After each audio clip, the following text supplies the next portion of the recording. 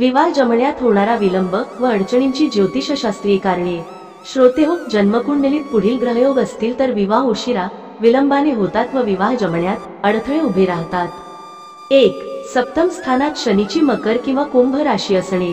2. लग्नी प्रथम स्थानी, द्वितीय स्थानी, चतुर्थ स्थानी, पंचम स्थानी, सप्तम स्थानी अथवा दशम स्थानी यापैकी कोणत्याही स्थानी शनी असणे। 3. लग्न चतुर्थ स्थान, सप्तम स्थान, अष्टम स्थान, व्ययस्थान यापैकी कोणत्याही स्थानी मंगळ असणे। 4. लग्नी किंवा सप्तमात शनी शुक्र एकत्र असणे। 5. लग्नी किंवा सप्तमात राहू किंवा केतू असणे। 6. सप्तमस्थानी रवी, मंगळ, हर्षल किंवा नेपच्यून असणे। 7. रवी, मंगळ, राहू, हर्षल या ग्रहांपैकी कोणत्याही ग्रहाची दृष्टी सप्तमस्थानावर किंवा सप्तमस्थानाच्या स्वामीवर असणे। 8. चंद्राच्या सप्तमात रवी, मंगळ, शनी, हर्षल, राहू यापैकी ग्रह असणे। 9. सप्तमेश षष्ठ, अष्टम किंवा द्वादश स्थानी असणे। 10. सप्तमस्थानाचा स्वामी सप्तमेश वक्री, अस्तंगत, स्तंभी किंवा नीच राशीत असणे। 11. सप्तमेश सप्तम स्थानापासून 6व्या, 8व्या किंवा 12व्या स्थानी असणे। 12. षष्ठ, अष्टम, द्वादश या स्थानापैकी कोणत्याही स्थानाचा स्वामी सप्तमस्थानी असणे। 13. षष्ठ, अष्टम किंवा द्वादश स्थानाचे स्वामी सप्तमेशाबरोबर असणे। 14. सप्तमेश मंगळ, शनी किंवा हर्षल ग्रहाबरोबर असणे। 15. लग्नी किंवा द्वादशस्थानी राहू असणे। 16. लग्नी हर्षल असणे। 17. सप्तम स्थानावर मंगळ, शनी किंवा राहूची दृष्टी असणे। श्रोतेहो, जर तुमच्याही जीवनात अशाच समस्या, विवाह होण्यास विलंब होत असेल तर कमेंट मध्ये श्री स्वामी समर्थ न विसरता लिहा। स्वामींच्या कृपेने सर्व समस्या नक्की निघून जातील। 18. शनी चंद्र एकत्र असणे। 19. शुक्र शनी समोरासमोर असणे। 20. रवी शनी एकाच स्थानात असणे। शनी पुढे रवी किंवा रवीचे पुढे शनी असणे किंवा शनी रवी समोरासमोर असणे। 21. मंगळ राहू, मंगळ केतू, शनी केतू, शुक्र केतू या जोड्या लग्नी पंचमस्थानी, सप्तमस्थानी किंवा भाग्यस्थानी असणे। 22. गुरु शनी एकत्र असणे, गुरुचे मागे पुढे शनी अथवा शनीचे मागे पुढे गुरु असणे, गुरु समोर शनी असणे, गुरुपासून शनी चौथा असणे। 23. शनीपासून चंद्र पहिला, दुसरा, चौथा किंवा 12वा असणे। 24. कुंडलीत कालसर्प योग असणे। कालसर्प योग म्हणजे राहू केतूच्या दाबात सर्व ग्रह असणे। 25. चंद्र, शुक्र व रविवर शनीची दृष्टी असणे। 26.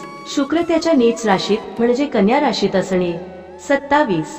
सप्तमेश मकर राशीचा असणे। 28. चंद्राच्या सप्तमात शुक्र हर्षलची युती असणे। 29. जन्म नक्षत्र कृतिका किंवा आश्लेष असणे। 30. शुक्र कृतिका नक्षत्रात असणे। 31. सप्तमस्थानी रवी, शनी, अष्टमस्थानी मंगळ, राहू आणि सप्तमेश षष्ठस्थानी असणे। 32. नवमस्थानी शनी 3 किंवा अधिक ग्रहांसह असेल तर प्रवजा किंवा संन्यास योग होतो। अशा ग्रहस्थितीत विवाह होणे अशक्यच। 33. सप्तमेश वक्री असेल आणि मंगळ अष्टम स्थानी असणे। 34. लग्न सप्तम भाव व सप्तमेश आणि शुक्र मेष, कर्क, तुळ, मकर यापैकी एका राशीत असणे। 35. लग्न सप्तम त्यांचे अधिपती किंवा शुक्र पापकर्तरी योगात असणे। 36. शनी व चंद्र लग्नेश व सप्तमेश असून एकमेकांना पाहत असतील तर विवाहात विलंब होतो। ही स्थिती कर्क व मकर लग्नाच्या जातकाच्या बाबतीत संभवते। 37. शुक्र व चंद्र हे परस्पर शत्रू आहेत। चंद्र व रवी दोघेही शुक्राचे शत्रू आहेत। जर शुक्र, रवी किंवा चंद्र कर्क किंवा सिंह राशीत असतील आणि रवी चंद्र त्याच्यापासून द्वितीय स्थानी असतील तर विवाहात खूपच विलंब होतो, ठरलेला विवाह मोडू शकतो। 38. शुक्र, चंद्र सप्तमस्थानात कर्क, सिंह, तुळ किंवा वृषभ राशीचे असतील किंवा नवांश लग्नापासून 7वा असेल किंवा शुक्र व चंद्रात षडाष्टक असेल तर लमात अवरोध उत्पन्न होतो। 39. सप्तमेश शुक्र असेल व त्याच्याबरोबर रविचंद्र असतील तर शुक्र अति पापी बनतो। अशा स्थितीत विवाह होत नाही किंवा विवाह होऊनही अविवाहितासारखे जीवन जगावे लागते। 40. लग्न व शुक्र वंध्या राशीत म्हणजे मिथुन, सिंह, कन्या किंवा धनु राशीत असेल तर विवाहास खूपच विलंब होतो। 41. राहू व शुक्र लग्नी असतील तर विवाहात थोडा विलंब होतो। 42. जर सप्तमेश किंवा नवमेश अष्टमात असेल किंवा अष्टमस्थ ग्रहाच्या नक्षत्रात असेल तर विवाहास विलंब होतो। 43. पुरुष जातकाच्या कुंडलीत रवी, मंगळ किंवा चंद्र, शुक्र पापाक्रांत स्थितीत सप्तमस्थानी असतील तर विवाहास विलंब होतो. 44 जर द्वितीय भाव पापग्रस्त असेल व द्वितीयेश 12व्या स्थानी असेल तरी सुद्धा विवाहास विलंब होतो. जर द्वितीयेश वक्री असेल किंवा द्वितीय स्थानी वक्री ग्रह असेल तर विवाहात अत्याधिक विलंब होतो. 45 ग्रहाची सप्तमस्थानावर दृष्टी असेल, सप्तमेश किंवा सप्तम भावातील ग्रह किंवा शुक्रावर दृष्टी असेल किंवा स्वतः शुक्र वक्री असेल तर विवाहात अनेक अवरोध उत्पन्न होतात, ठरल्या वेळी विवाह होत नाही. 46 द्वितीयेश वक्री असेल किंवा द्वितीय स्थानी वक्री ग्रह असेल तर विवाहात अत्याधिक विलंब होतो. 47 द्वितीय स्थानी वक्री ग्रह असेल किंवा द्वितीयेश स्वतः वक्री असेल किंवा कोणता तरी वक्री ग्रह द्वितीय स्थानी असेल किंवा त्याची दृष्टी द्वितीयेशावर असेल तर विवाहास विलंब होतो. 48 जन्मकुंडलीत सप्तमेश मंगळ वक्री स्थितीत अष्टमस्थानी असेल तर आणि द्वितीय स्थानावर त्याची दृष्टी असेल तर विवाहात अकल्पित विलंब होतो आणि वैवाहिक सुखाचा संभव राहत नाही.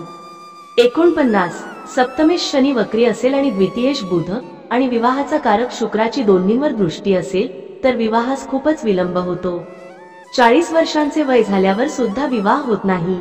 50 द्वितीय स्थानी शुक्र बुध असतील व दशमस्थानी वक्री गुरु असेल आणि शनी व्ययात असेल तर विवाह होत नाही.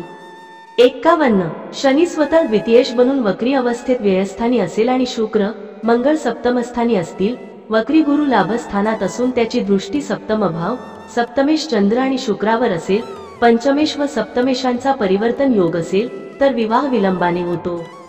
स्थिर राशीतील ग्रहांची विवाहातील विलंबाबाबत भूमिका. जर लग्न सप्तम भाव सप्तमेश व कलत्रकारक शुक्र स्थिर राशीत असतील आणि चंद्र चर राशीत असेल तर विवाहास विलंब होतो. अशा स्थितीत चंद्र निर्बल असेल तर 30व्या वर्षी विवाह होतो. याच परिस्थितीत शनीचा कुप्रभाव समाविष्ट असेल तर 50व्या वर्षी लग्न होते.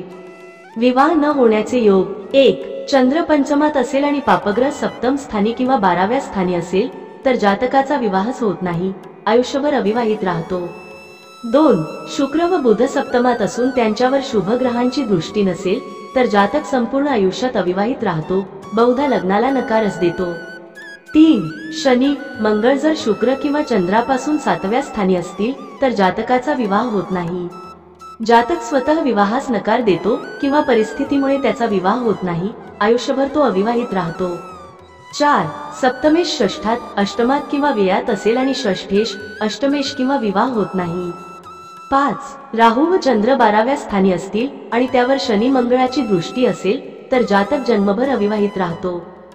6 निर्मल चंद्र पंचमात असेल व पापग्रह लग्नी किंवा सप्तम किंवा व्यय स्थानात असेल तर जातक आजन्म अविवाहित राहतो. प्रेमविवाहाचे योग. 1 सप्तमेश स्वगृही असेल तर प्रेमविवाह होतो.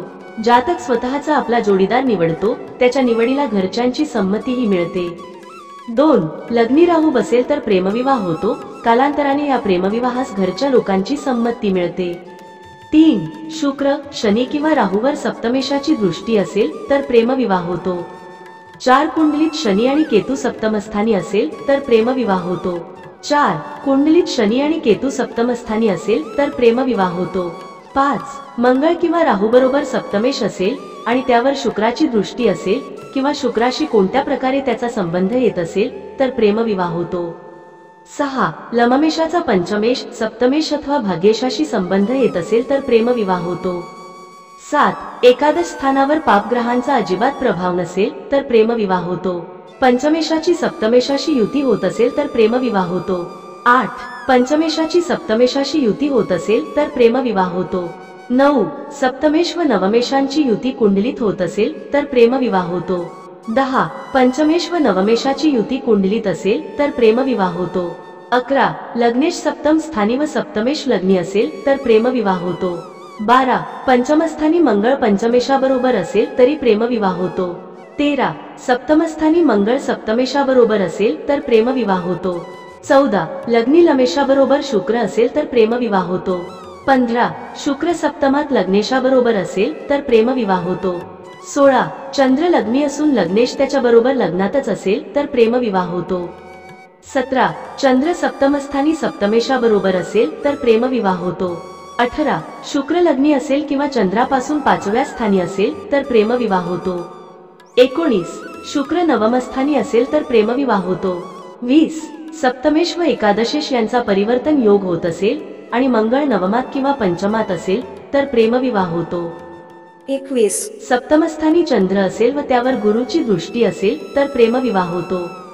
श्रोतेहो, यापुढील माहिती आपण पुढील भागात पाहणार आहोत, त्यामुळे या व्हिडिओला लाईक करून चॅनलला सबस्क्राईब नक्की करा. धन्यवाद.